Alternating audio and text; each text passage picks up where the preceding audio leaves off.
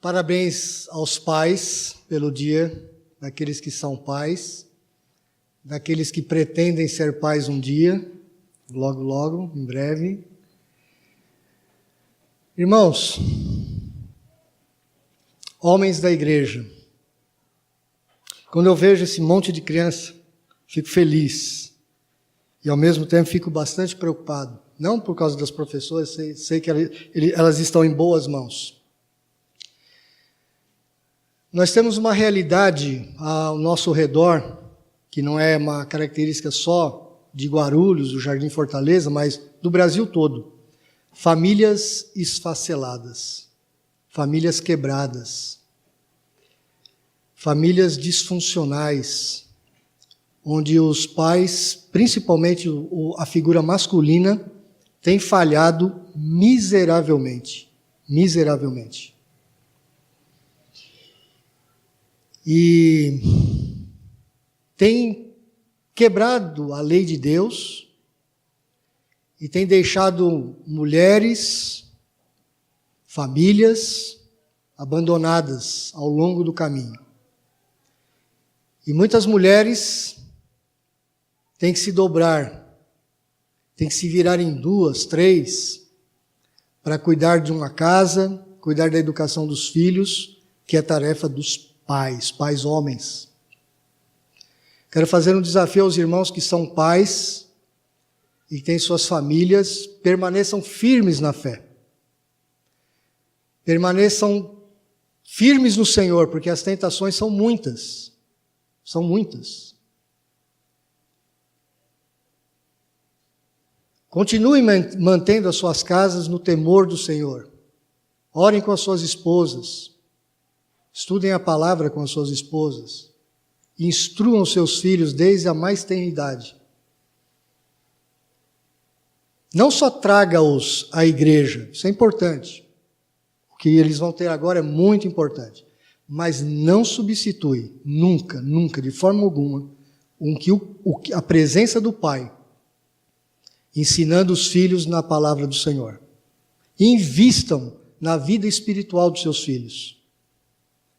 Eu sei que o nosso maior sonho é investir na vida intelectual dos nossos filhos, dando-lhes os melhores cursos, as melhores escolas, às vezes os melhores entretenimentos, as melhores diversões, mas não é isso que os nossos filhos precisam. Eles precisam da palavra do Senhor. Eles precisam, principalmente os meninos, aprenderem a serem homens responsáveis. Homens que, quando deem a palavra a uma mulher no altar, nunca mais a desfaçam. Homens que se comprometam com as suas famílias, para que nós não tenhamos a miséria que nós estamos vendo ao nosso redor. Moços que estão namorando, que estão se casando, levem isso a sério. Levem isso a sério. Moças que estão escolhendo os futuros esposos, pense nisso. Pense nisso. Que marido você vai escolher? Não adianta ser bonitinho, fortinho, elegante e nem cheio de dinheiro. Mas tem que ser um homem temente ao Senhor. Criem famílias fortes, famílias firmadas no Senhor, para a glória do Senhor. Só assim nós teremos uma igreja forte no futuro. Teremos os nossos filhos seguros. Só a palavra do Senhor pode segurar os nossos filhos. Nem a educação, uma boa educação formal, ela não é suficiente para segurar os nossos filhos, para salvar os nossos filhos. Esse é um desafio para mim, inclusive. Cuidemos das nossas famílias, meus irmãos. E que vocês tenham tido hoje realmente um grande, alegre, feliz Dia dos Pais, mas também com muita reflexão a respeito do que nós temos feito e do que nós ainda devemos fazer. E mesmo que você tenha cumprido as suas funções de pai, de marido, se você está cumprindo, procure melhorar. Nós sempre podemos melhorar, sempre podemos melhorar. Quero convidá-los a abrir suas Bíblias em Atos capítulo 9.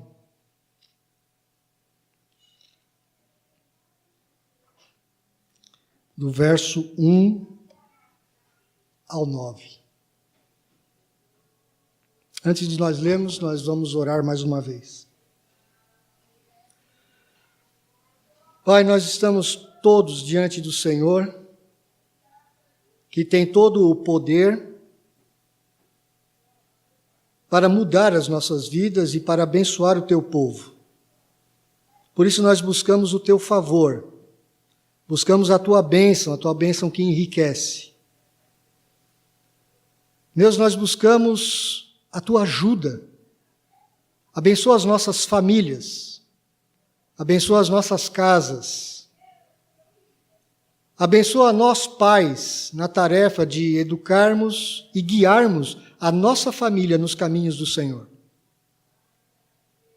Abençoa aquelas irmãs que por uma desventura ou outra na vida têm cumprido o papel de pai e mãe. Ajuda-as, dê porção dobrada do teu Espírito, da tua graça, para que elas fielmente se mantenham firmes no Senhor. Pai, nós somos bombardeados pelo mundo, pelo pecado, por Satanás, pela nossa própria carne. Mas nós não confiamos em nenhuma dessas áreas da nossa vida, Pai. Nós confiamos no Senhor, no teu sacrifício em nosso lugar. E temos entendido pela tua palavra que o Senhor quer que nós tenhamos famílias fortes, famílias santas, famílias que honrem o Senhor, para que o mundo veja em nós um padrão completamente diferente daquilo que eles têm experimentado. Dá-nos a graça, Deus. Abençoa-nos, abençoa as nossas casas, com tudo aquilo que nós precisemos para glorificar o teu nome. Dá-nos inteligência, entendimento, estratégia, dá-nos saúde, dá-nos os recursos financeiros, os recursos temporais, espaciais, todo tipo de recurso que precisarmos, ó Deus, para nós edificarmos as nossas casas no temor do Senhor e glorificarmos o teu nome. Queremos ser uma igreja, ó Deus, que manifesta a tua glória, manifesta a tua santidade nos nossos relacionamentos dentro das nossas casas. Queremos ser espelhos, ó Deus, mas nós não queremos ser manchados pelo pecado do mundo. Não queremos aceitar, ó Deus, as doutrinas mundanas. Não queremos aceitar, ó Deus, nem um pouco o pecado no nosso coração.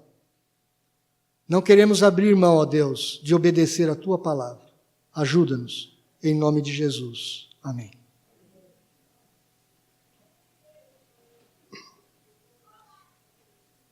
Você já deve ter se perguntado por que algumas pessoas passam alguns anos dentro da igreja, elas se tornam até líderes dentro da igreja, ocupam cargos, ocupam funções importantes dentro da igreja, pode ser até um pastor, um presbítero, um diácono, um líder de mocidade, um líder de equipe de louvor.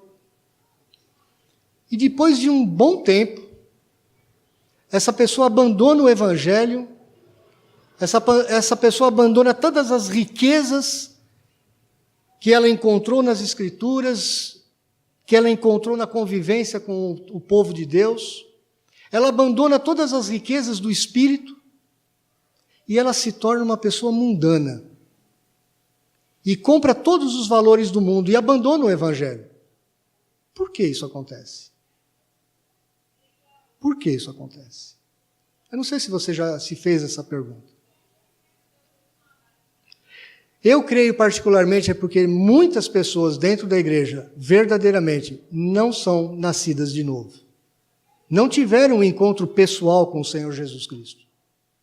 Elas muitas vezes, elas formam uma estrutura religiosa. E que para nós que olhamos só o que está por fora, até parece que a pessoa realmente é crente. Até realmente parece que a pessoa é nascida de novo. Mas dentro do seu coração ela não conhece o Senhor. E quando algum problema acontece na sua vida, alguma tribulação, ou como a própria palavra diz, o cuidado do mundo, as riquezas, os amores do mundo, os cuidados, as preocupações, as tribulações, qualquer outra coisa pode tirar essa pessoa e tirar aquela palavra que aparentemente havia sido plantada no seu coração, mas que nunca gerou uma árvore frutífera. A história da conversão de Saulo de Tarso, ela mostra a ação graciosa de Deus na vida de um homem duríssimo, mas que mostra que houve realmente uma manifestação poderosa dessa graça que transformou aquele homem. Saulo de Tarso. Saulo era um homem extremamente inteligente, culto, falava pelo menos 4 línguas, pelo menos. Nós sabemos que ele falava fluentemente o grego, nós sabemos que ele falava fluentemente o hebraico, mesmo numa sociedade que já estava perdendo o conhecimento do hebraico. Ele falava o aramaico, ele falava o latim. Essas 4 línguas nós temos certeza que ele falava. Escrevia, se comunicava em 4 línguas. Talvez ele conhecesse outras, nós não sabemos.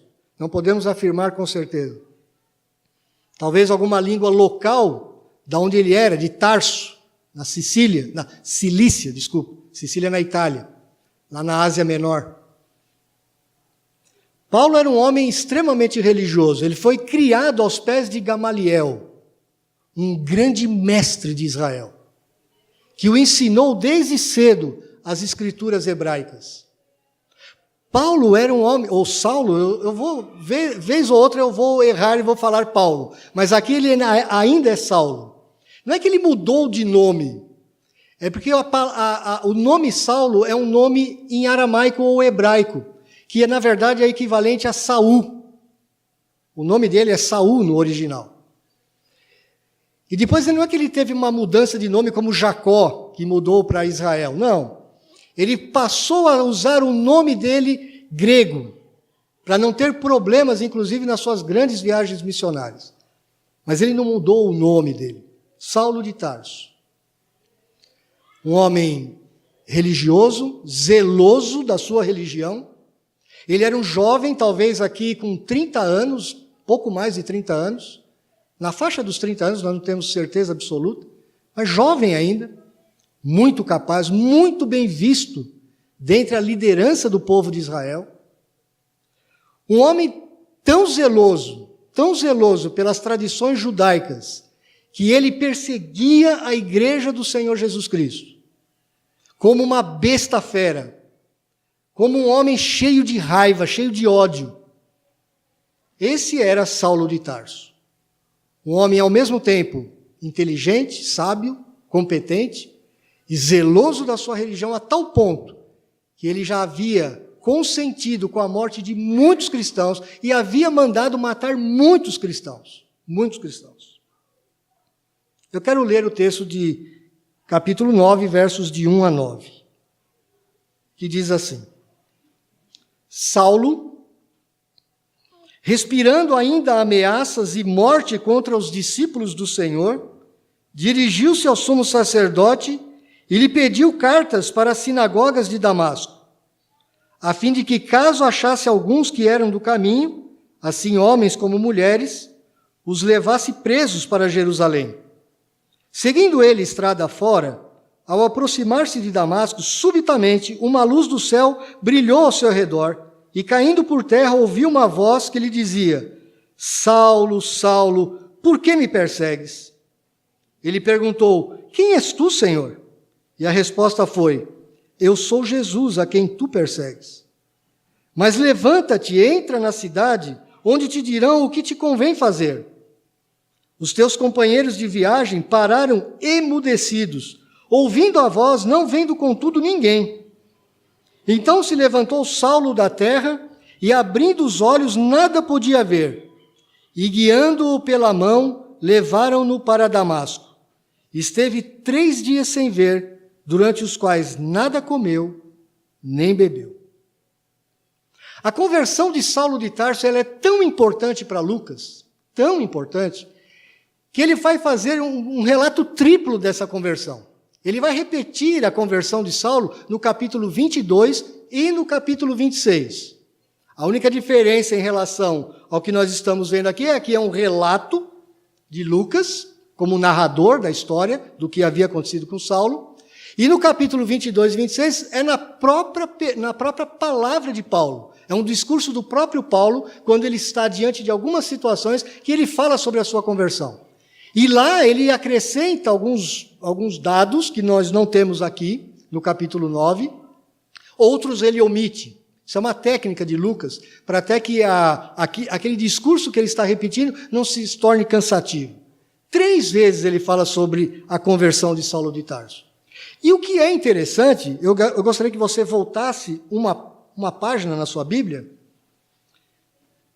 E se você lembra, se você é bastante atento, você vai ver que quando nós estávamos passando lá pelo capítulo 8, no versículo número 1, aliás, no final do capítulo 7, verso 58, nós apontamos a primeira vez que Lucas fala no nome de Saulo. Então, o verso 58 do capítulo 7 nos diz assim: a morte de Estevão.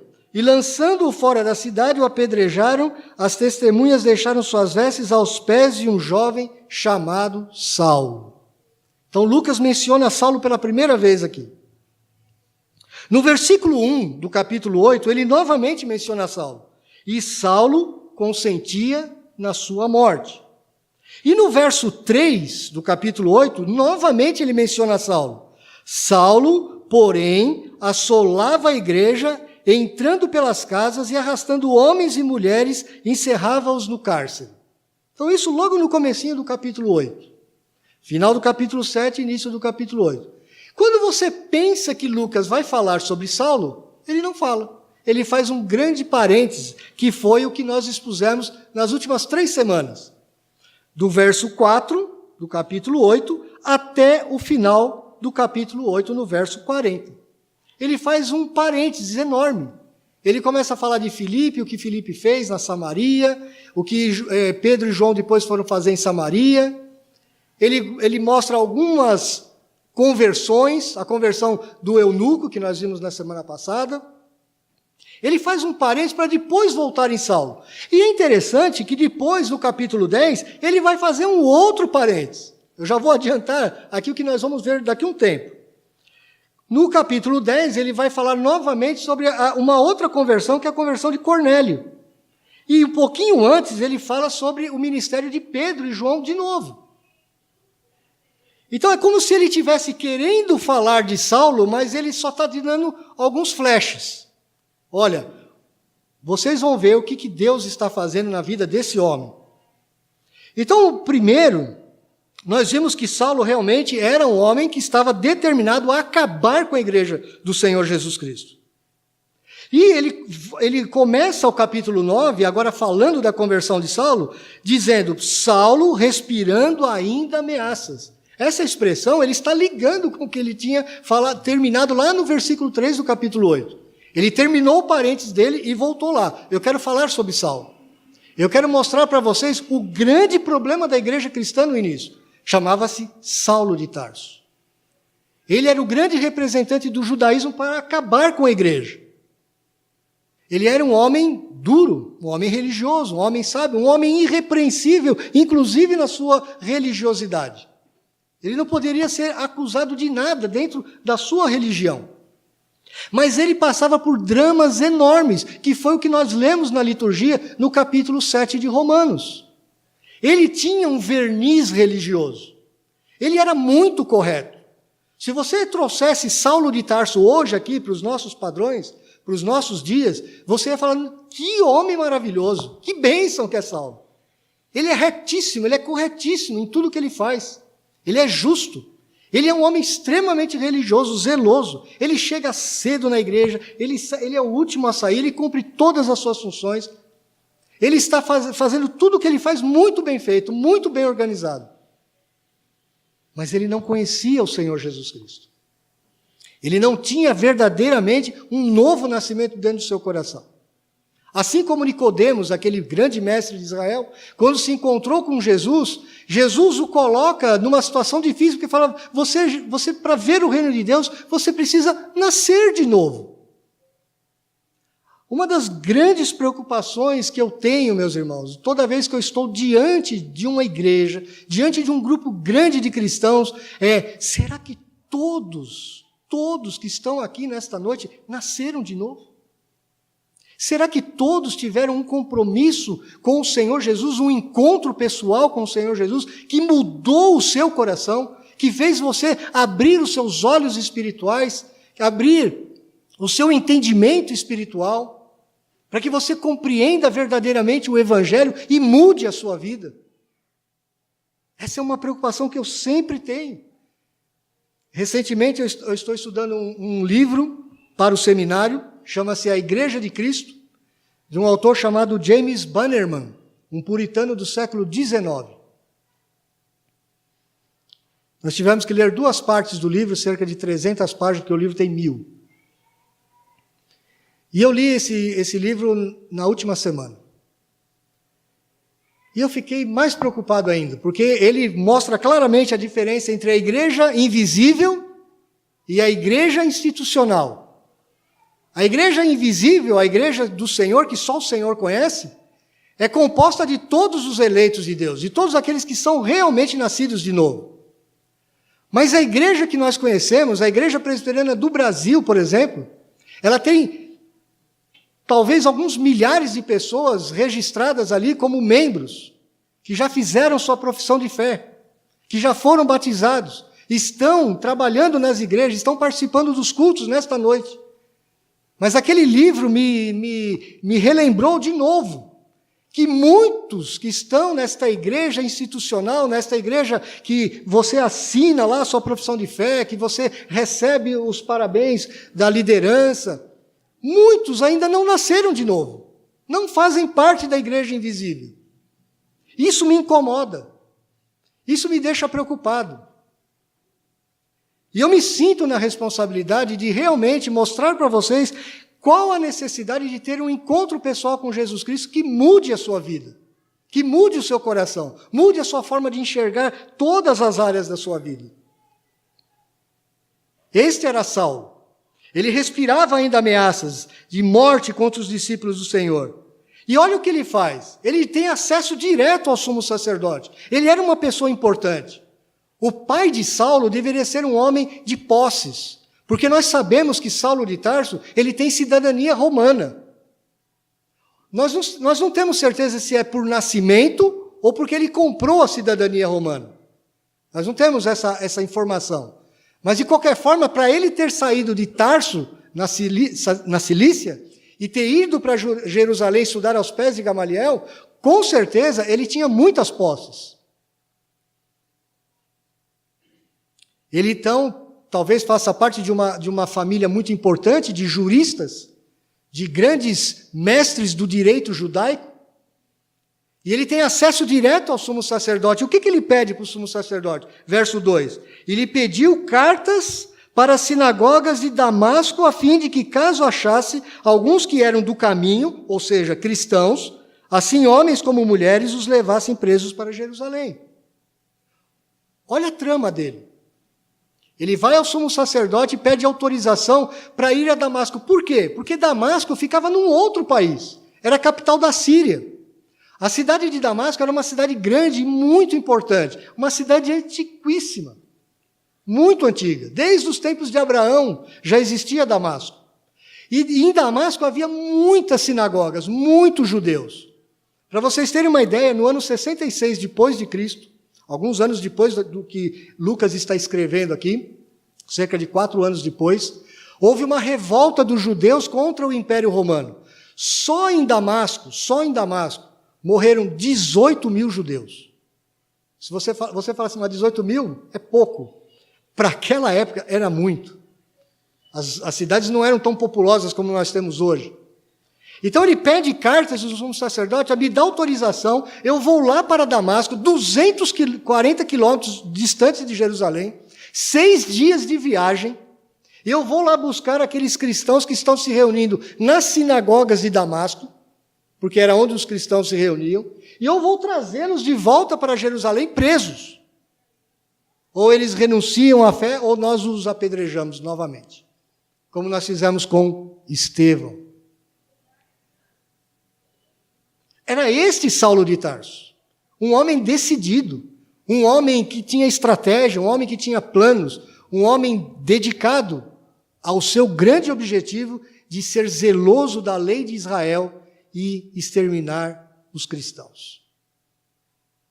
E ele vai, e ele faz o seu caminho para Damasco. Lá vai ele com uma comitiva, talvez com os guardas do templo, uma parte dos guardas do templo.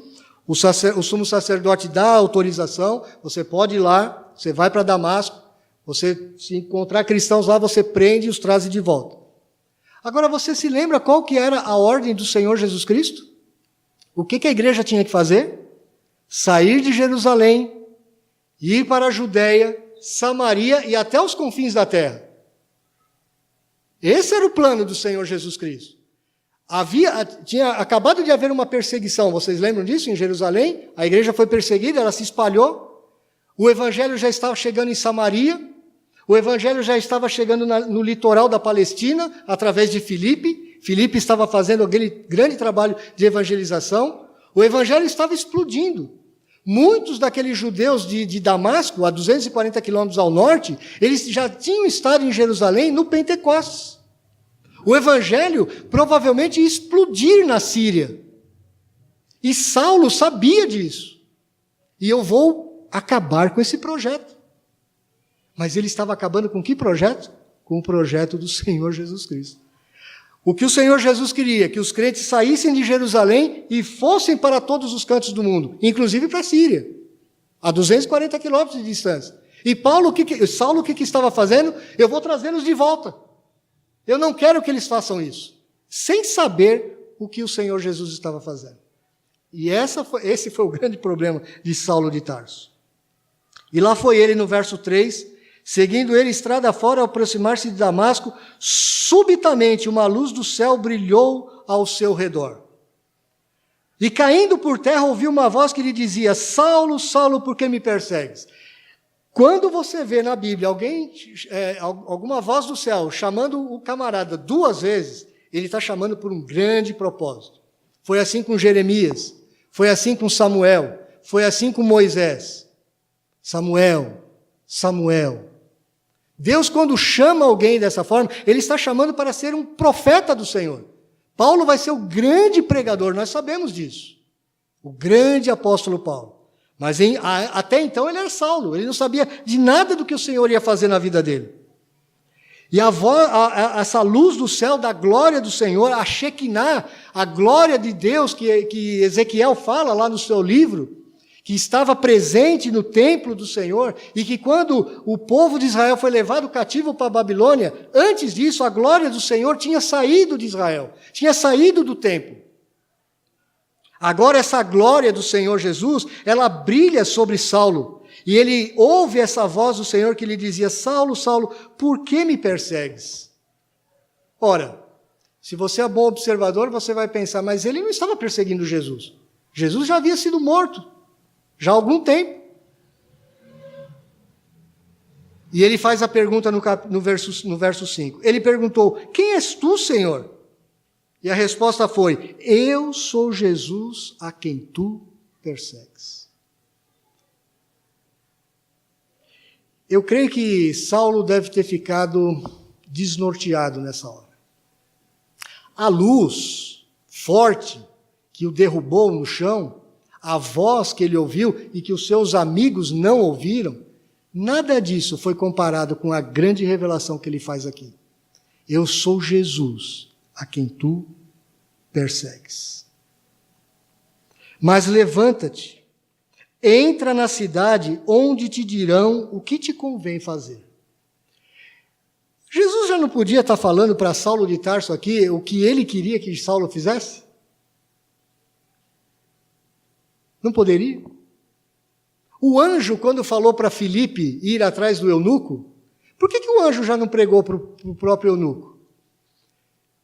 Porque o Senhor quer que nós, igreja do Senhor, nós, os membros da igreja do Senhor, nós preguemos o Evangelho. O Evangelho nunca vai ser pregado por anjos. Nunca.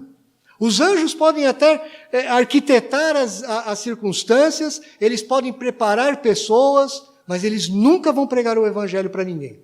Somos nós que temos que pregar o Evangelho. O Senhor Jesus, então, diz para ele, olha, você só vai ter que me obedecer uma única coisa. Você levanta, entra na cidade, onde alguém vai te dizer o que te convém fazer. Aí Lucas faz um parênteses aqui, um pequeno parênteses. Os seus companheiros de viagem pararam, tremendo de medo, ouviram algum som, ouviram aquela voz, aquele som impetuoso, não vendo contudo ninguém, não entenderam nada. A mensagem não era para eles, era para Saulo de Tarso. Então se levantou Saulo da terra e, abrindo os olhos, nada podia ver. Não podia ver nada. Alguns dizem que talvez seja por causa da luz. Eu creio que porque o Senhor Jesus quis que ele ficasse 3 dias sem ver nada. Toda vez que você vê alguma coisa ligada à cegueira na Bíblia, é uma simbologia também para nos mostrar que Saulo de Tarso, ele precisava enxergar as coisas de uma forma completamente diferente. Ele era cego espiritualmente. Ele era uma pessoa completamente cega espiritualmente. E pasmem, meus irmãos, ele conhecia as Escrituras do Antigo Testamento muito bem. No original, no hebraico. Ele tinha conhecimento absurdo de tudo que tinha no Antigo Testamento. Mas ele não conseguia enxergar Jesus. Ele não conseguia enxergar nas profecias de Ezequiel, nas profecias de Jeremias, nem em Isaías 53, que nós vimos na semana passada, ele não conseguia ver Jesus. A sua vida era religiosa, mas ele vivia um drama interior. Ele não podia ver nada. Durante 3 dias ele ficou dessa forma. Alguém guiou-o pela mão e levaram-no para Damasco. Ele acaba de entrar na cidade. Ele esteve 3 dias sem ver, durante os quais nada comeu e nem bebeu. Um jejum bem grande. Uma experiência que muda a vida desse homem para todo sempre. E ele talvez tenha sido o homem que mais tenha conhecido o Senhor Jesus sem nunca tê-lo visto face a face, a não ser nesse encontro aqui. Saulo, ele foi um homem privilegiado por esse encontro. Se você for ver quantas vezes Jesus aparece depois de ressurreto ou na glória, glorificado, só 4 vezes na Escritura, 4 vezes. Primeiro no Monte da Transfiguração, onde ele aparece para João, Pedro e Tiago, quando Jesus ainda estava vivo, ele aparece glorificado lá no Monte da Transfiguração. Depois ele aparece para Estevão, que nós vimos lá no capítulo 7, comecinho do capítulo 8. Estevão vê Jesus glorificado. Aqui para Saulo de Tarso. E depois ele aparece para João Batista na ilha de Patmos. João, o evangelista, na ilha de Patmos. O autor de Apocalipse. Só essas 4 vezes. Saulo foi um dos privilegiados. A graça do Senhor alcançou esse homem. Ele nunca imaginava, quando saiu de Jerusalém, se você chegasse e falasse para Saulo naquele momento, Saulo, quando você voltar para Jerusalém, você vai voltar crendo em Cristo Jesus, você vai voltar como um cristão. Ele viraria para você e falaria, você está louco. Você está completamente enlouquecido. Isso nunca vai acontecer comigo. Mas foi exatamente o que aconteceu. A graça do Senhor Jesus Cristo mudou a vida deste homem. E eu gostaria que vocês olhassem comigo alguns versículos que ele ele escreve nas suas cartas, que mostram o que aconteceu com esse homem. Alguns poucos, porque você teria que ler pelo menos 13 cartas de Paulo. Gálatas capítulo 1, versos 15 e 16. Gálatas capítulo 1, versos 15 e 16. Diz assim: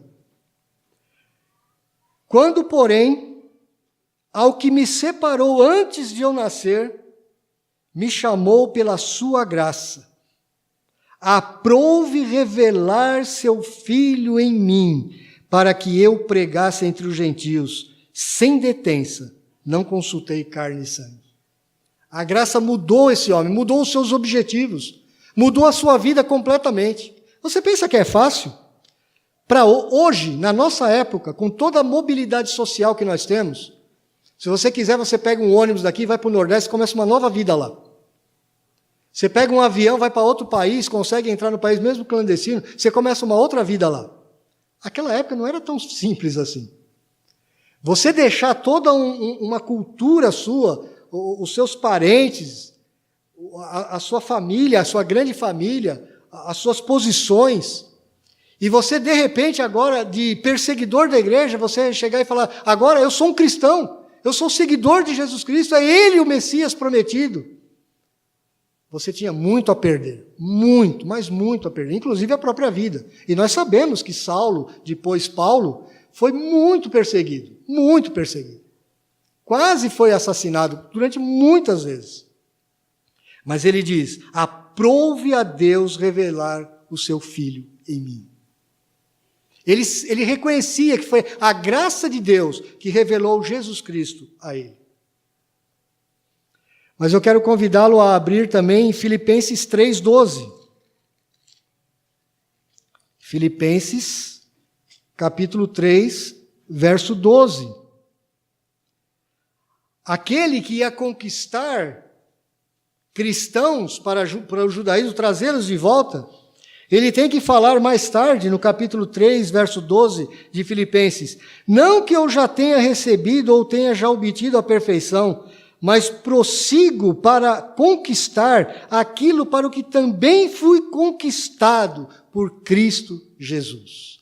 Saulo de Tarso foi conquistado por Cristo Jesus. Meu irmão, você tem certeza que você já foi conquistado por Cristo Jesus? Você já teve uma experiência, não como a de Paulo. Você não precisa ter uma experiência como a de Paulo. Mas os princípios da experiência de Paulo, essas são universais. Alguma coisa que muda a tua vida, muda o foco da tua vida. Muda como você enxerga as coisas. Ainda, 2 Coríntios capítulo 4, versículo 6. 2 Coríntios 4, verso 6.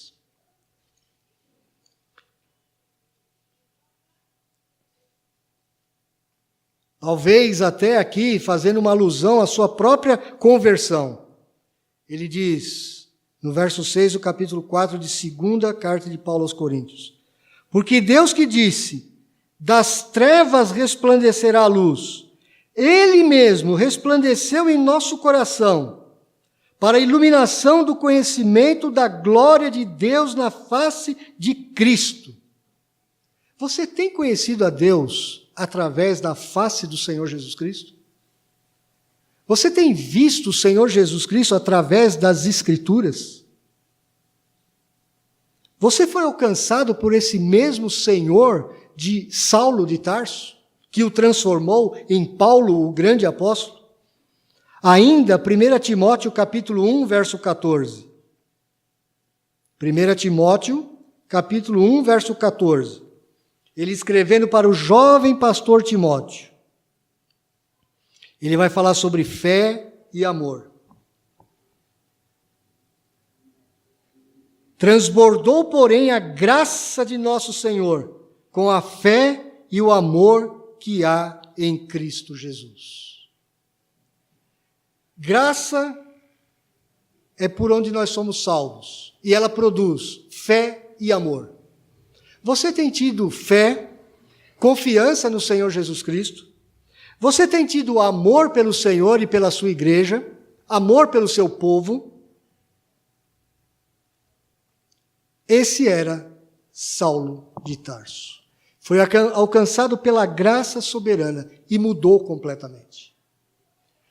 Aquele homem privilegiado, que vivia como perseguidor, que tinha muitas pessoas ao seu serviço, que tinha influência política, que tinha influência econômica, influência cultural, muito bem visto pela sua nação, ele perdeu tudo isso por amor a Jesus. Quantos de nós hoje estamos abraçando pecados na nossa vida? Pecados de estimação. Estamos sacrificando a vida com o Senhor Jesus Cristo. Por muito menos que Saulo de Tarso perdeu. Muito menos. A minha oração, meus irmãos, é que ninguém nesta noite, e ninguém nesta igreja, possa ser reprovado pelo Senhor Jesus Cristo.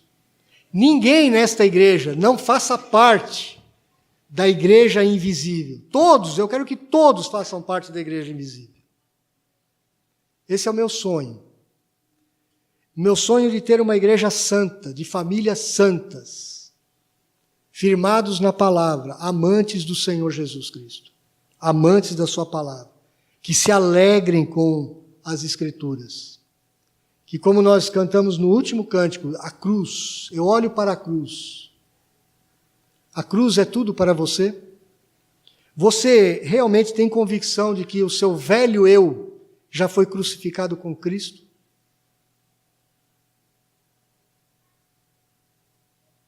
Vamos orar. Nesse momento que nós vamos orar, não é para mim, não é para a igreja, não é para a liderança da igreja. É por você mesmo, meu amigo, minha amiga. Você que talvez ainda não tenha essa convicção de ter tido um encontro com o Senhor Jesus Cristo. Pense bem, reflita sobre aquilo que o Senhor fez na vida do grande Saulo de Tarso, que se transformou em Paulo. Paulo é uma palavra que no grego significa pequeno. Pequeno. De Saul, o nome do primeiro grande rei de Israel, ele passou a se chamar pequeno.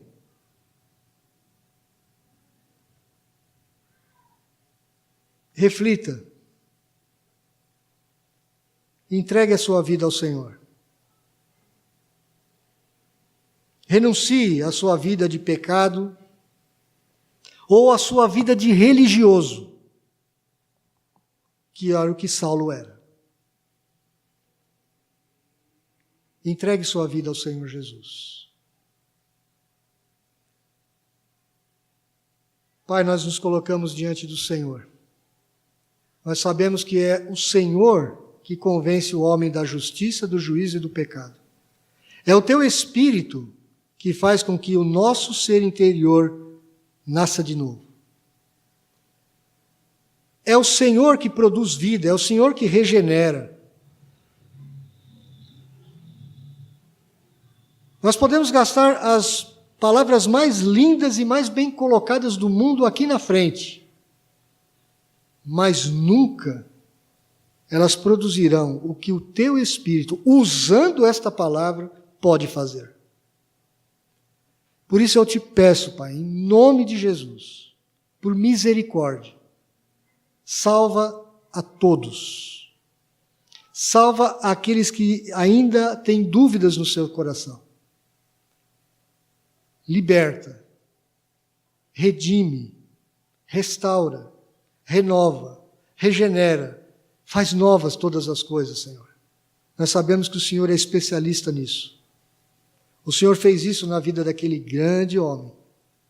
E o Senhor transformou não num homem pequeno, como o seu nome designava, mas o Senhor o transformou, talvez, no maior pregador do Evangelho que nós já vimos. Naquele que te conheceu de perto, intimamente, no coração. Aquele que abriu mão da sua vida, aquele que pôde falar, que ele preferia morrer a estar com o Senhor. Ele preferia morrer e estar com o Senhor. Ele disse que viver era muito bom ao Senhor, junto com o Senhor, mas que morrer era lucro, era melhor ainda, era um ganho supremamente melhor. Deus abençoa o teu povo nesta noite, Senhor. Abençoa a nossa igreja. Dá-nos disposição para amar o Senhor de todo o nosso coração. Queremos experimentar não aquela conversão extraordinária de Paulo, porque nós sabemos que ela foi única para Paulo. Mas nós queremos ter o mesmo encontro pessoal com o Senhor. A mesma mudança de coração, a mesma mudança de mente, a mesma mudança de vida, a mesma mudança de propósito. Nós queremos servir ao Senhor com todo o nosso coração. Nós oramos em nome de Jesus. Amém.